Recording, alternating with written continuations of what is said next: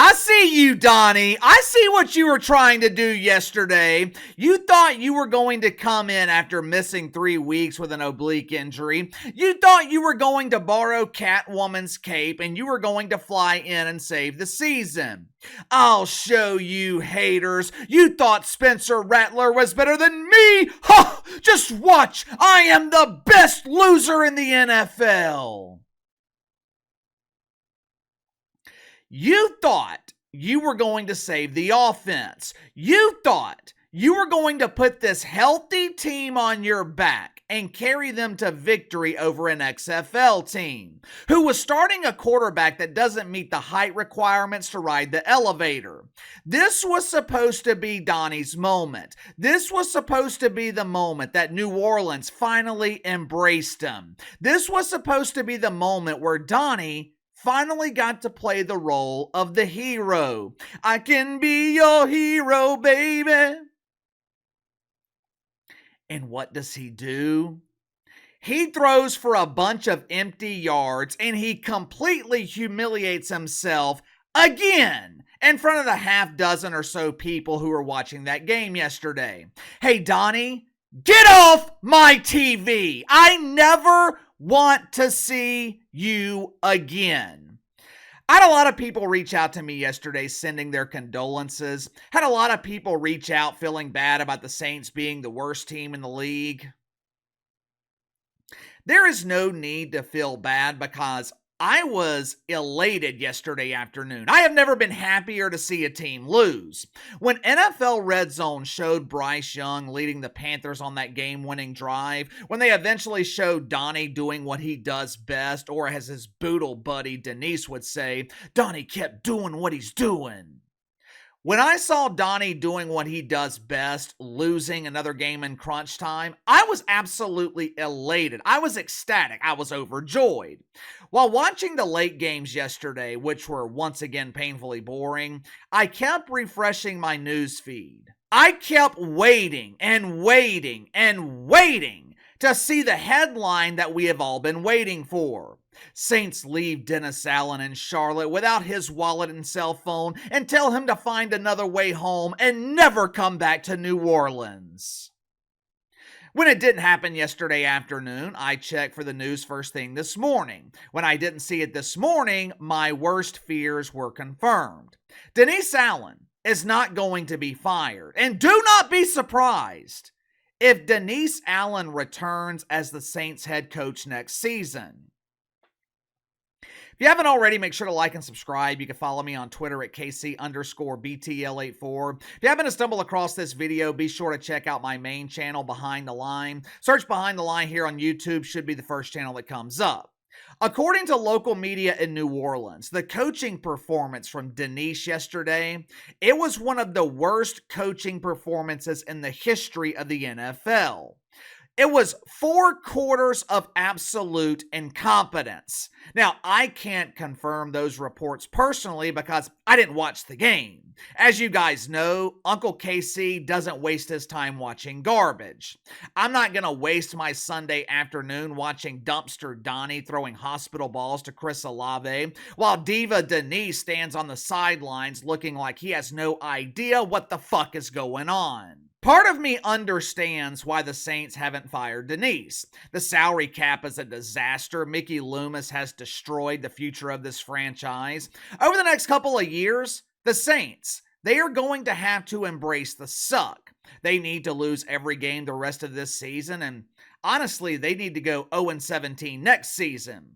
If you need to lose games, why not keep the best loser in the history of the NFL as your head coach? But here's the problem. I would not mind that strategy if you had a competent front office. I wouldn't mind that strategy if you had a general manager who knew what the hell he was doing. I wouldn't mind that strategy if you had competent ownership who knew how to solve this problem. The Saints don't have any of that. Firing Dennis Allen, that is not going to magically solve the problem. Denise is the symptom. Denise is the fungus, but he's not the cancer. This organization needs sweeping changes from top to bottom. Honestly, I know some people aren't going to want to hear this. I wish Gail Benson would sell both franchises. I wish Gail Benson would sell both the Saints and the Pelicans because both of these teams have the same issues. Both teams have the same problems. A loser mentality.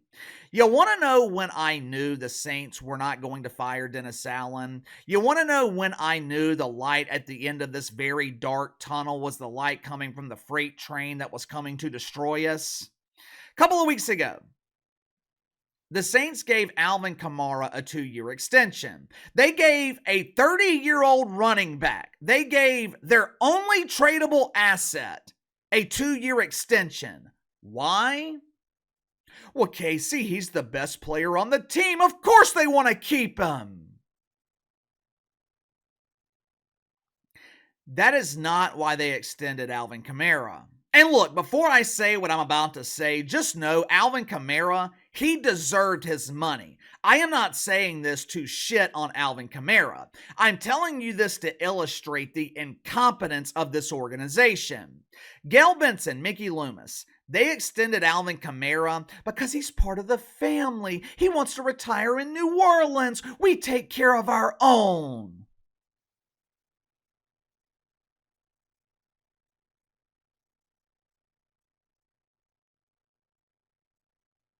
Excuse me? Come again? Part of the family? What family? Thanksgiving is coming up. You know who won't be at Uncle Casey's house for Thanksgiving? Alvin Kamara. Christmas right around the corner. You know who won't be sliding down the chimney delivering gifts to my dogs? Alvin Kamara. This is not a damn family. This is a business. This right here is the biggest problem with both the Saints and the Pelicans. Gail Benson operates these teams like they are family-owned small businesses. Gail Benson runs these teams like a mom-and-pop company based on emotion. I can't tell you how many times I saw local media in New Orleans yesterday say this about Dennis Allen. I hate to say this because he's such a nice guy, but Dennis Allen needs to be fired. Nice guy? Nice guy? That is the problem. Both organizations are filled with nice guys.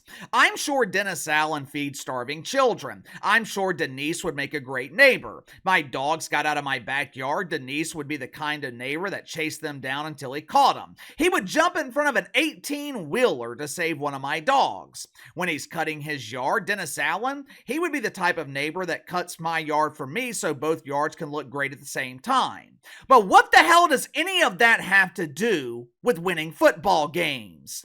There is a mutiny right now in the Saints locker room. The lack of respect for Dennis Allen is so high, players are comfortable getting on social media and criticizing the team. This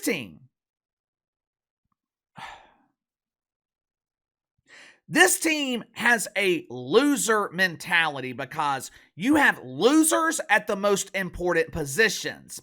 You've got an elite loser at head coach, you have a loser at quarterback, and you have a loser at GM who is destroying his own legacy. Mickey Loomis is the worst general manager in the NFL. Sean Payton and Drew Brees, they spent 15 years disguising and overcoming his incompetence. If the Saints are serious about turning things around, you have got to eradicate this fungus. You have got to get this mentality out of the building. It all starts with firing Dennis Allen. After that, you fire Mickey Loomis. After that, you get rid of Derek Carr.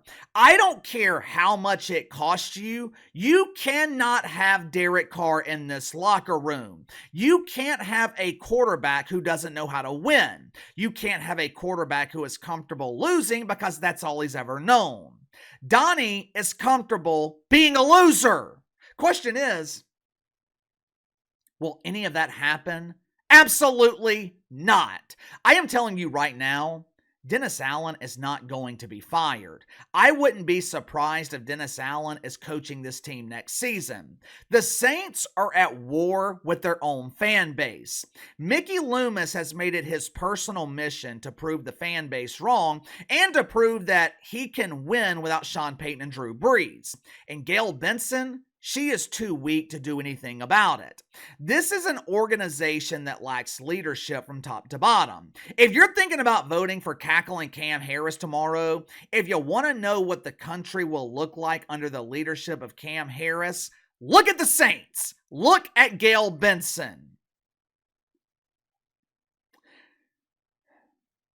I'm not even going to ask questions to increase engagement in the comment section. There's really nothing to ask because nothing is going to be done about this. This organization is complacent. This organization is comfortable losing. I'll see you guys on the main channel.